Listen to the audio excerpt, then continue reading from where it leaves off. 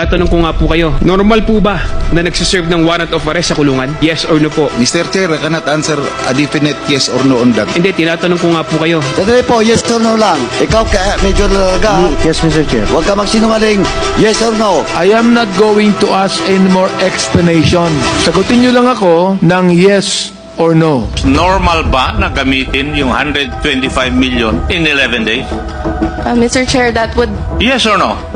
depend, Mr. Chair, on the nature of the transaction. To the extent that you will make misrepresentation to save the president, yes or no? Sorry po, but what do you mean, Your Honor? The resource person is not answering the question directly. Yes or no lang naman yun eh. Your Honor, it was a letter that Ma'am, it's a yes or no. Let's not make life difficult. Mr. Chair, yes or no? Davao style. Do not ask me to answer yes or no. You are not an investigator. Do not ask me to answer yes or no. You are not an investigator.